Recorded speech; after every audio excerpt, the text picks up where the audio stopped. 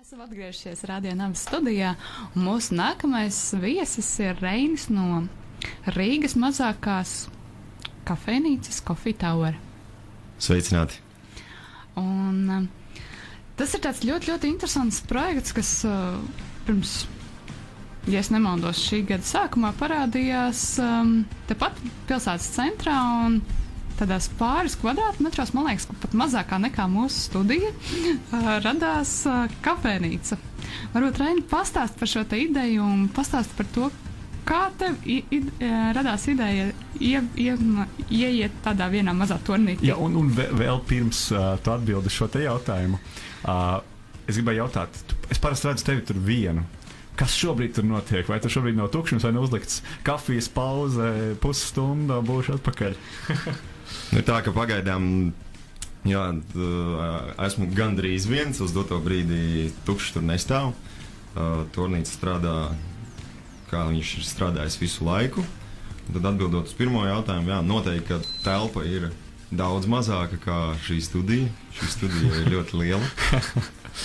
Un tā ideja radās pirms kādu laiku, vienkārši staigājot garām. Redzēju, ka tur stāv tukšs, jo tieši tas turnīts, viņš ļoti ilglaicīgi bija tukšs.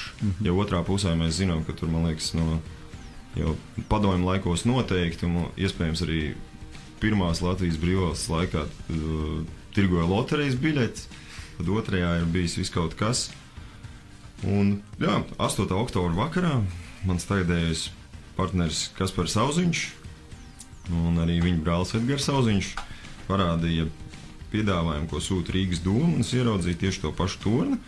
Un tad mēs tajā pašā vakarā arī apsēdāmies un izdomājām, ka tur ir jātaisa Coffee Towers.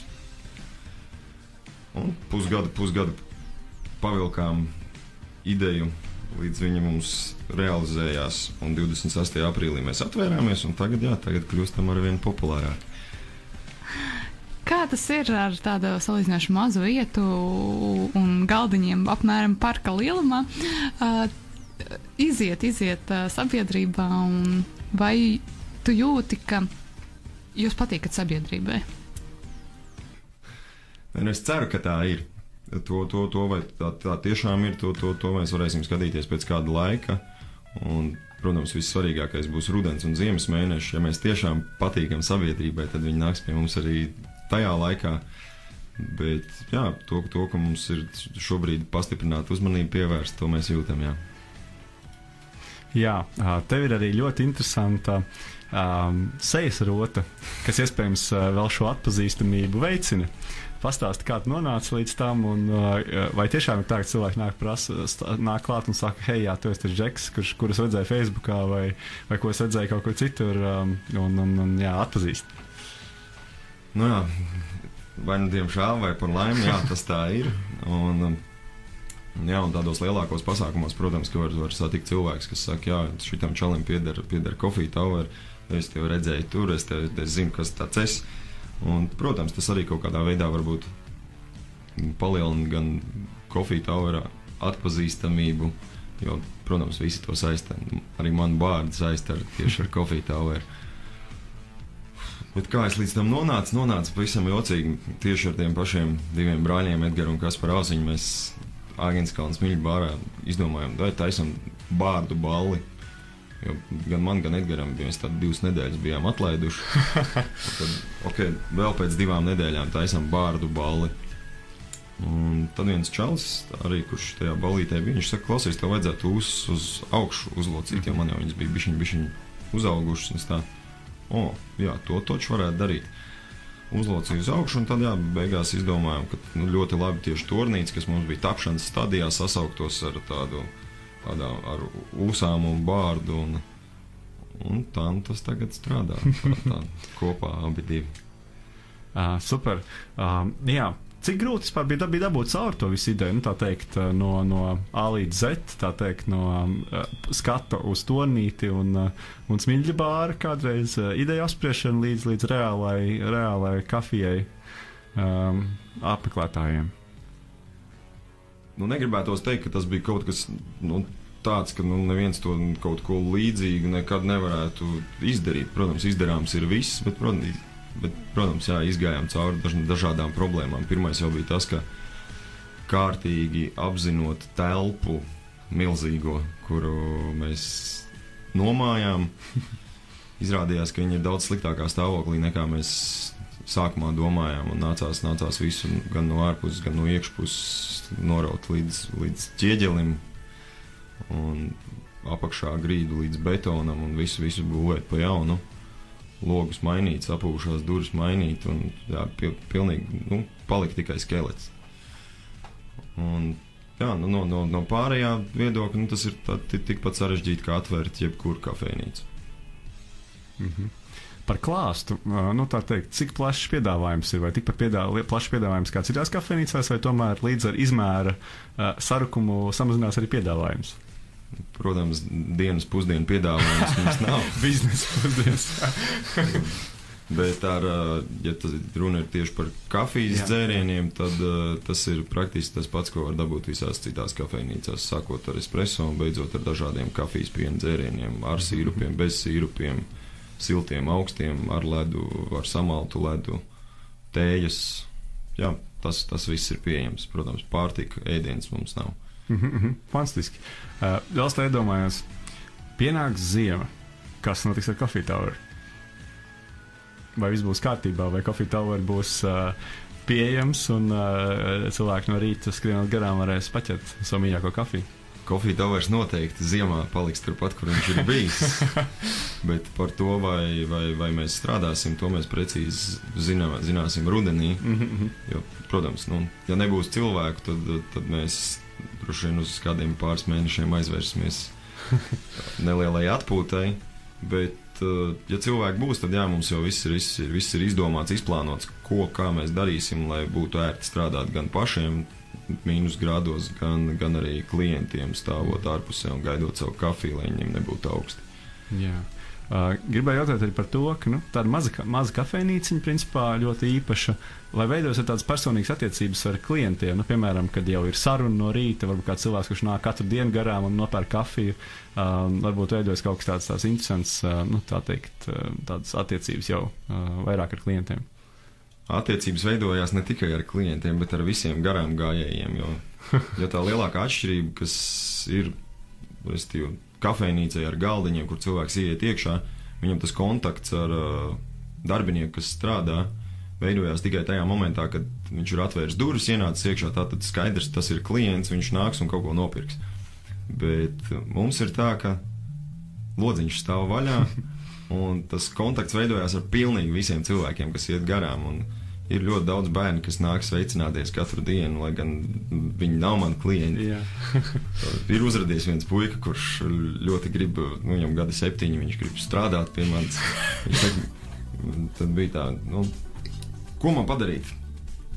Es viņam saku, reku novāc galdiņus, un tad izdara vēl to, un pretī viņš gribēja kakao, uztaisīja viņam kakao. Super. Un viņš tāds pagriežās un saka, cikos man rītdien jābūt?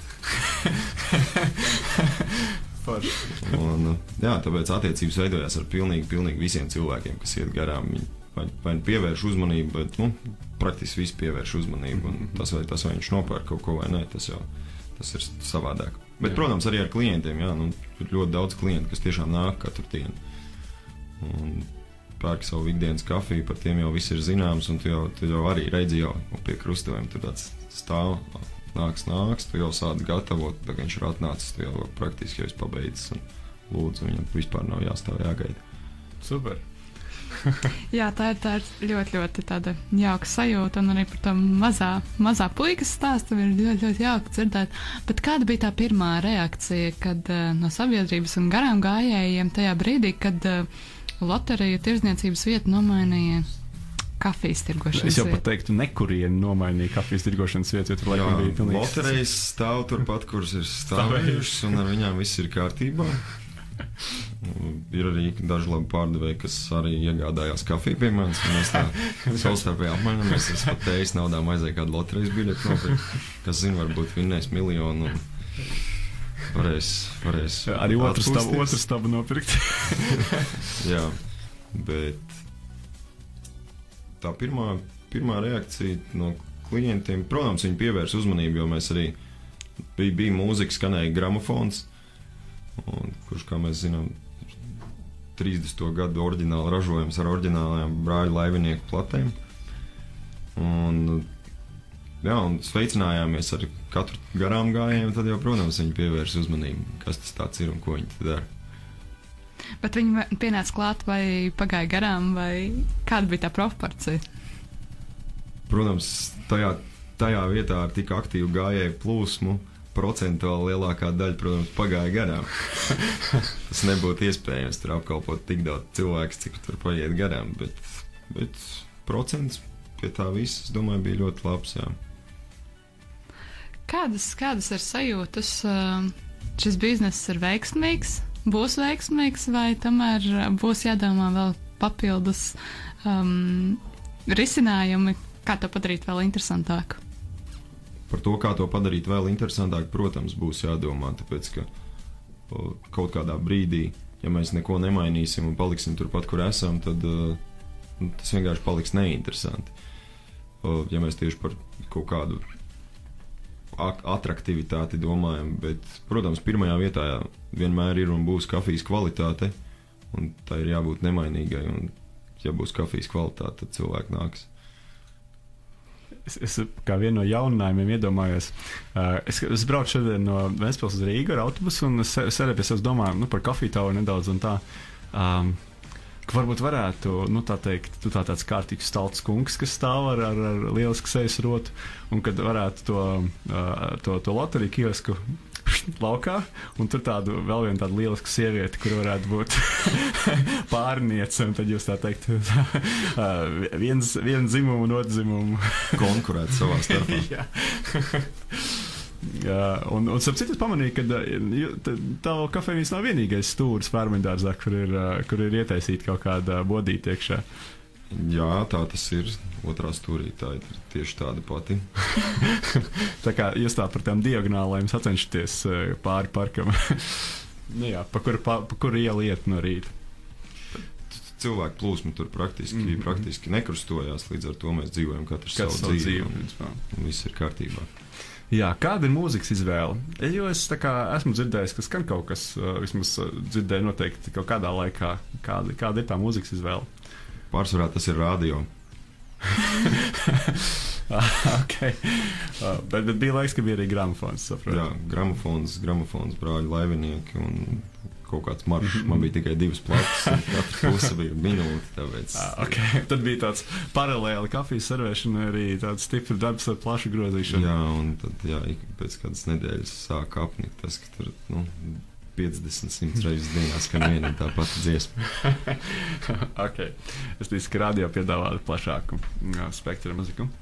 Varbūt vēl kāds interesants atgadījums. Es ticu, ka esot tik ļoti saskarē ar cilvēkiem, ne tikai mazs puikas, kurš pa kaulu piedāvā piestrādāt, varbūt vēl kāds interesants notikums. Noteikti izdodas ir novērot cilvēkus ļoti pamatīgi. Jā, tagad es par to baigi neesmu domājis, bet es aizdomātos, tad, protams, varētu tur veselu miljonu jau gandrīz savākt ar dažādiem interesantiem notikumiem. Bet viens interesants notikums bija, kad vienam auto kaut kas tur nejauši sanāca ne tā, un tad tur bija pilns ar dūmiem, atbrauc ugunsdzēsēji kaut ko dzēst, beigās viņi jau to mašīnu bija savaduši kārtībā, dūmi bija pazuduši, un tad ugunsdzēsēji skraidīja un meklēja, kur kas deg, jo viss jau bija pazudis. Bet tā notikumi, jā, tur notiek visu laiku. Bija interesanti, ka mēs hokeja čempionāta laikā skatījāmies hokeju ārā, jo man bija iespēja viņu skatīties. Un, jā, notikumi visādi notiek katru dienu. Jā. Ok, super. Tad, principā, ja ir ideja un ja ir uzņēmība, tad var dabūt cauri daudz ko. Protams, un tam nevienmēr ir vajadzīgs daudz naudas. Jā, tieši tā. Varbūt tās kādu ieteikumu, novēlējumu mūsu klausītājiem, kuri varbūt arī domā par savu lielo ideju un domā, ka varētu, tā teikt, īstenot šo sapni. Kā jau es vienā intervijā teicu, tad vienkārši stāvēt taisnu muguru pretī kritikai, jo neviens cits nezinās, kā tas darbojās. To zinās tikai tu. Jo tā ideja, to ideju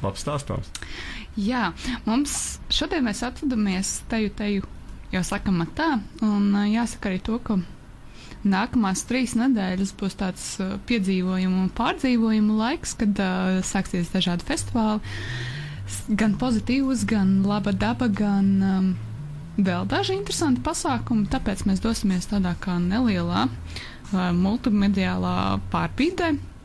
Mūs varēs dzirdēt interneta straumē, kā arī tas pats interesantākais, par ko es varu pastāstīt un pačukstēt jums, klausītāji, 1. un 2.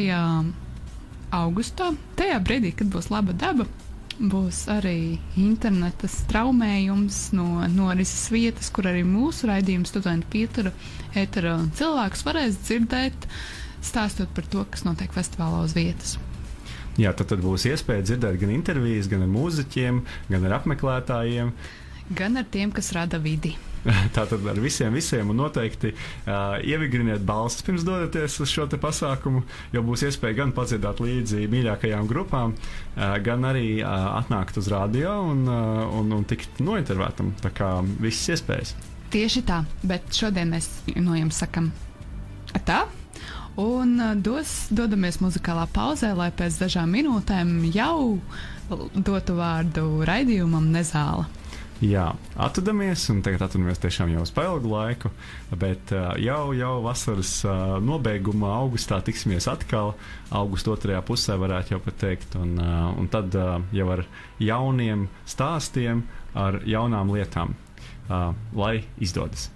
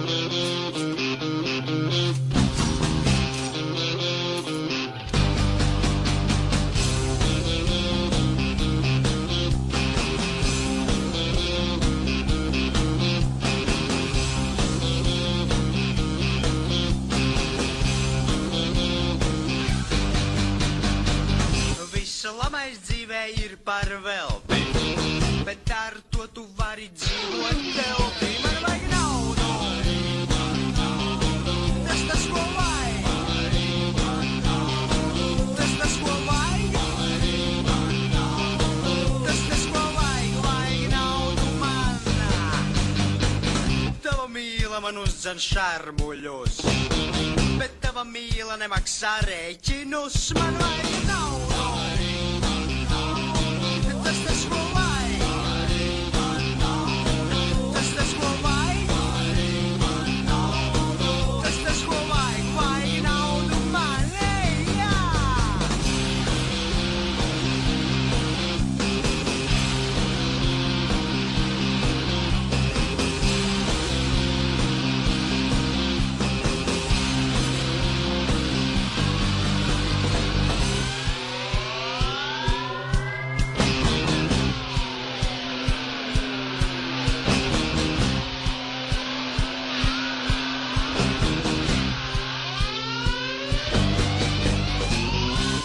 Nedod visu, tā tas ir. Bet man nevajag, ko tā nespēj dot.